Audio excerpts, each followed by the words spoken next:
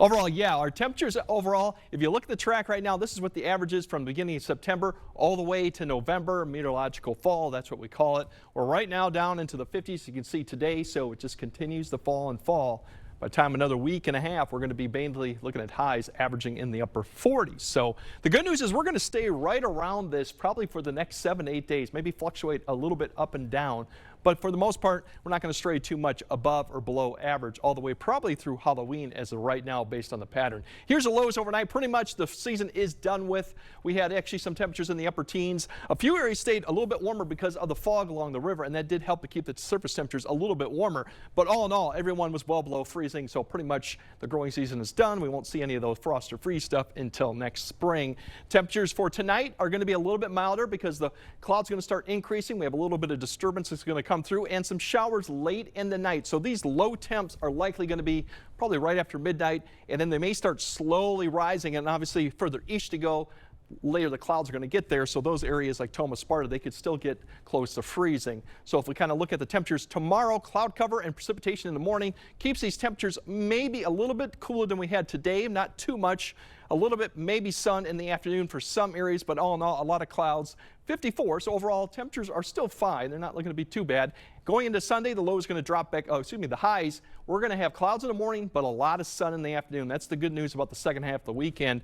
We should be able to top 60 or even the low 60s in a lot of areas, so above average. An excellent day, too. A little bit of a southeast wind, but all in all, a great day to get out there and look at the colors because we're going to be peaking and pretty much getting past peak here fairly soon. Monday, we're going to have clouds a little bit, but the good news with that system next week, it's really starting to fall apart and split. When it splits, that means we're not going to see much in the way of precipitation. So going forward, it's not going to be looking too bad. So there's a system we're tracking. Here's the front. It's a little bit of disturbance. You can see a little circulation near Grand Forks.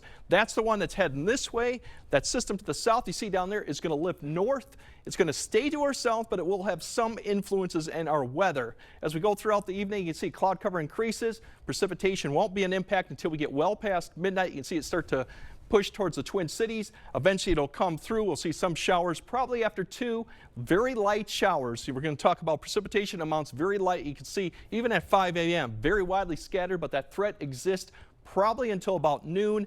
For La Crosse, probably between about 7 to about noon is probably a good opportunity to see some of this light precipitation.